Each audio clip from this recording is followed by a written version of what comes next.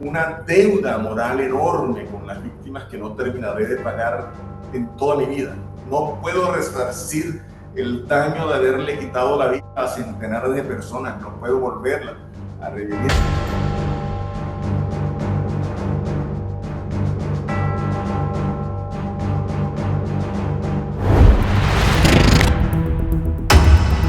La mañana del lunes 19 de enero de 2026 no fue una más para Colombia. Fue el día en que la justicia volvió a pronunciar el nombre de Salvatore Mancuso. Y con él regresaron los fantasmas del paramilitarismo.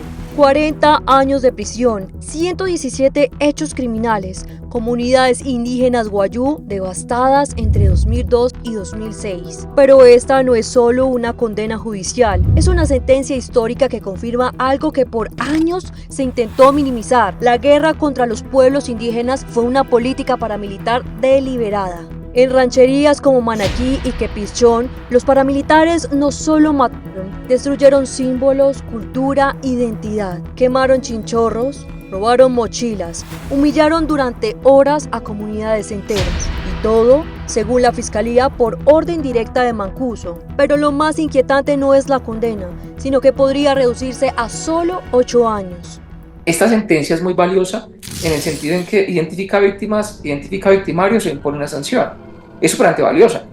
Eso no pasa en el otro esquema que es el de la JEP. Ahora bien, no esperemos como sociedad que estas sentencias sean proporcionales al daño causado. Fíjate que también lo aceptó la JEP.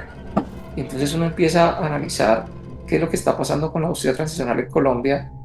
¿Por qué la JEP que tiene penas incoherentes? ¿Por qué la JEP que no avanza en el esclarecimiento de los crímenes cometidos por las distintas FARC acepta a un ex paramilitar? Eso es un despropósito, digamos. Jurídicamente es insostenible. La teoría bisagra que utilizó la JEP para aceptar a Mancuso, jurídicamente es insustentable. O sea, eso no cabe en la cabeza de nadie, porque el acuerdo se firmó para que se sometieran los miembros de las distintas FARC, los miembros de la fuerza pública o agentes del Estado que cometieron crímenes y terceros intervinientes. Por ningún lado era posible que un miembro de autodefensa pudiera ser compareciente ante la JEP. Entonces, se empieza a desdibujar la justicia transicional cuando al señor Salvatore Mancuso lo aceptan en la JEP. Pero se materializa la justicia en Justicia y Paz cuando identifican a las víctimas, identifican a los victimarios, como es el caso de esta sentencia, e imponen una sanción.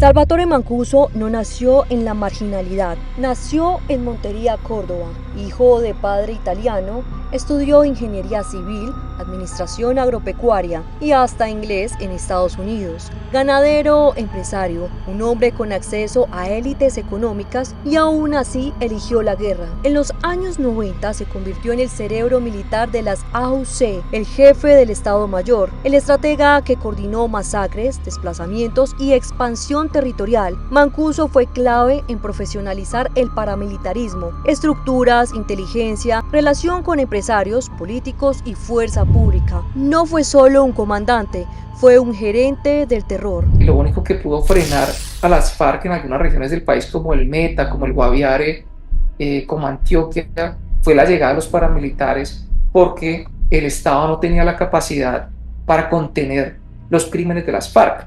Entonces, si tú miras, el ejército de Colombia solo se fortaleció a partir del 2002. Antes del 2002, todas las tomas guerrilleras las ganaban las FARC. Tomas tan emblemáticas como las de Mitú, que fue en noviembre del 98.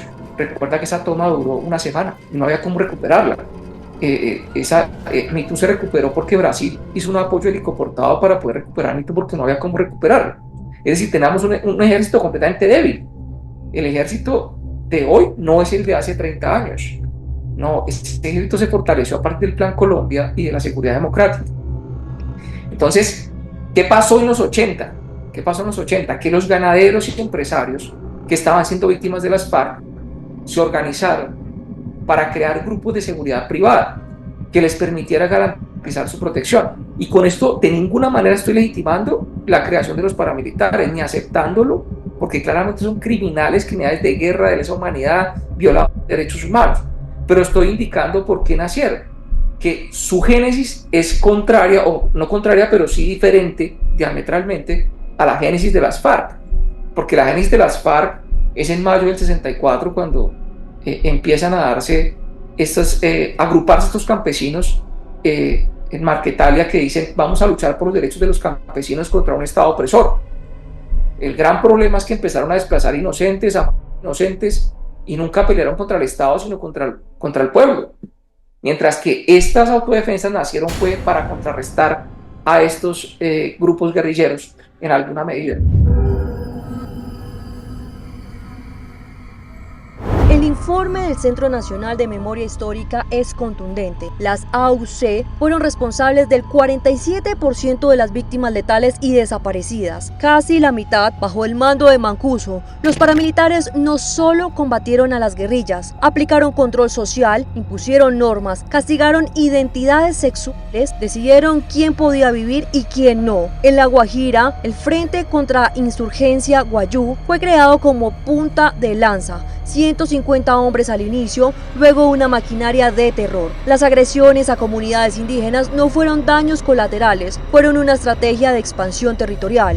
El exterminio de los indígenas o el exterminio o esa violencia con enfoque diferencial, si se quiere, se perpetró por fenómenos territoriales.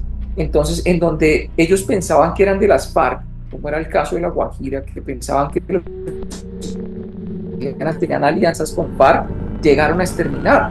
Lo mismo pasaba en Antioquia con San Luis, San Carlos, fenómenos en donde ellos pensaban que la comunidad era guerrillera porque es que allá estaban las FARC, llegaban a exterminar con prácticas como la motosierra y demás. Y eso estaba muy documentado en el documental Impunity, que es el que hace Forman Morris, en donde él documenta cómo llegaban a ciertos municipios los paramilitares con estas prácticas de las motosierras porque pensaban que la comunidad era guerrillera. ¿Y eso a qué se debía? Que cuando llegaba un grupo a esa comunidad, un grupo armado con fuerza letal, pues la comunidad tenía que prestarle servicio. Entonces, por vía de ejemplo, llegaba el ejército, entonces tenían que atender al ejército, pues porque llegó el ejército. Llegaba a las FARC, pues tenían que atender a las FARC, pues porque llegaba a las FARC, entonces tenían que darle comida, lo que les pedían las FARC porque eran armados, mientras que los campesinos, pues su única arma era un asadón. Entonces tenían que atenderlos. Entonces, cuando llegaba el grupo siguiente, los atacaba por haber atendido al grupo anterior. Entonces, este fenómeno fue el que llevó a que se cometieran esos exterminios de poblaciones y que se hagan esos ataques sistemáticos a las comunidades indígenas.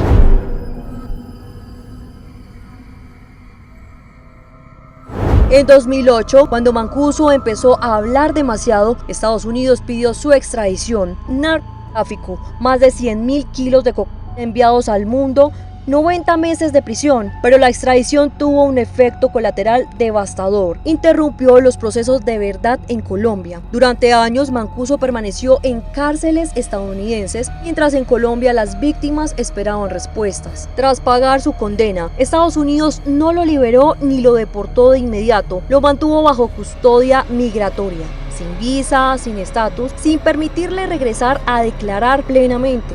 Buenos días. Reciban un saludo especial y respetuoso. Porque si Mancuso hubiera querido hablar, habla aquí o habla en Estados Unidos. Lo que sí es cierto es que Mancuso incumplió el acuerdo, porque le dijeron que no podía reincidir en sus conductas. Y si él reincidió, por eso fue que lo extraditaron. O sea que sí hubo una pena. Entonces no es tan cierto que a él lo extraditaron para silenciarlo. ¿Pero por qué? ¿Por qué no habló allá? Miren lo que pasó con Otoniel. Otoniel lo entrevistaron estando allá. Y allá hay un montón de cosas. Entonces, a una persona no se le silencia porque se ha juzgado en otro estado. Máxime en Estados Unidos, que es un estado de derecho. Allá tiene todas las garantías, todos sus abogados estaban allá, todas las posibilidades de hablar. Entonces, si él quería hablar y reivindicar derechos de víctimas, aún contando sus alianzas con el gobierno de turno de ese momento, pues lo hubiera hecho. Lo hubiera hecho igual como si hubiera estado acá. Ese es un discurso para no extraditar a los de las FARC. Por eso es que a los de las FARC no los han extraditado. Jesús Santrich, la extradición le quedó en veremos, cuando él estaba incumpliendo el acuerdo.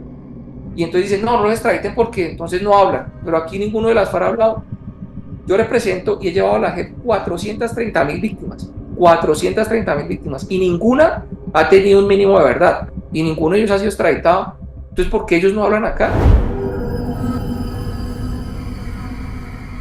Cuando Mancuso empezó a hablar ante la JEP, el país volvió a temblar. Mencionó políticos, empresarios, militares y reveló cómo las convivir fueron la bisagra entre Estado y paramilitares. Según su testimonio, el 35% del Congreso fue elegido bajo influencia paramilitar. La llamada parapolítica no fue un escándalo aislado, fue un sistema. Y hoy, la JEP exige pruebas. Si no las entrega, Mancuso podría perder beneficios.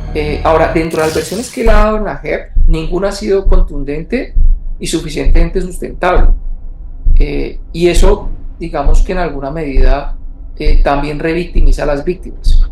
Por lo siguiente, él va a tener unos beneficios por parte de la JEP. ¿Cuáles fueron los beneficios de la libertad? Mira que él tiene una libertad porque fue delegado como gestor de paz y luego se creó la mesa con los ex paramilitares, si es la resolución 327 del 21 de septiembre de 2025.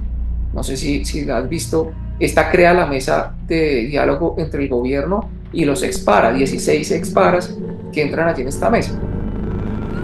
Y por esa razón es que a él le dan esa gestoría de paz para que él salga por medio de la JEP y demás. Entonces piensan algo, las víctimas del paramilitarismo, que yo también represento víctimas del paramilitarismo, están esperando que él las repare, pero la JEP no obliga a reparar de manera integral a las víctimas. Entonces, ¿cuál es el sentido o el propósito de que Mancuso vaya allí si no van a escuchar a las víctimas de Mancuso? Porque lo lógico es, va a venir a hablar Mancuso, pues vengan, traigan las víctimas de Mancuso, para que él diga, sí, yo me alié con el general tal para darle la familia a Pedro Pérez. Entonces está Pedro Pérez con su familia, bueno, jefe, ordenen mi reparación y citen al general que le está diciendo, por ejemplo. Pero eso no va a pasar porque la JEP no tiene ese espacio para que participen las víctimas del paramilitarismo, porque por el acuerdo de paz del 2016 no se puede, ni por la ley estatutaria se puede que las víctimas participen en la JEP, particularmente las víctimas del paramilitarismo participen en la JEP, de tal forma que no tiene sentido alguno que la JEP quiera crear ese discurso. Y si a mí me lo preguntan como abogado, pienso que lo hizo más, la JEP hizo esto más en un acto político, de decir, venga Mancuso, hábleme mal del presidente Álvaro Uribe o del presidente Juan Manuel Santos, porque recuerden que él era el ministro de Defensa, Juan Manuel Santos era el ministro de Defensa de Álvaro Uribe. Entonces vengan a hablar más de esos expresidentes, venga, y esa no era la JEP, por eso es que se desdibujó la JEP. La JEP está incumpliendo el acuerdo, porque lo lógico sería, reitero, para dejar esto muy claro, si usted va a recibir paramilitares, reciba a las víctimas de los paramilitares también. En 2023, Gustavo Petro tomó una decisión polémica, nombrar a Salvatore Mancuso gestor de paz. Para unos, una oportunidad histórica de verdad, para otros, una afrenta a las víctimas. Yo creo que sí, yo creo que los exparamilitares sí pueden aportar a la construcción de paz de manera genuina. No es de la JEP, porque la JEP no es el tribunal indicado, la JEP carece de competencia. Y si uno quiere que un Estado de Derecho se fortalezca y avance como Estado de Derecho, lo primero que hay que hacer es respetar el principio de legalidad. ¿Y qué es respetar el principio de legalidad? Respetar la ley que ha hecho el Congreso de la República a través del procedimiento establecido para ello y esa ley que ha sido sancionada por el presidente. Entonces, respetar la ley implica que ellos no pueden ir a la JEP porque es un tribunal que no fue creado para ellos. ¿En dónde sí pueden aportar a la construcción de paz genuinamente? En el comité creado mediante la resolución 327 del 21 de septiembre de 2025. Ese comité sí es el verdaderamente genuino, porque es donde el gobierno está diciendo, venga, ustedes ya tuvieron una pena, un castigo, ahora a través de este comité veamos cómo ustedes le van a aportar a la paz y cómo el Estado les va a cumplir con sus beneficios penales, para quitarles antecedentes penales, para facilitar su reintegración a la vida civil.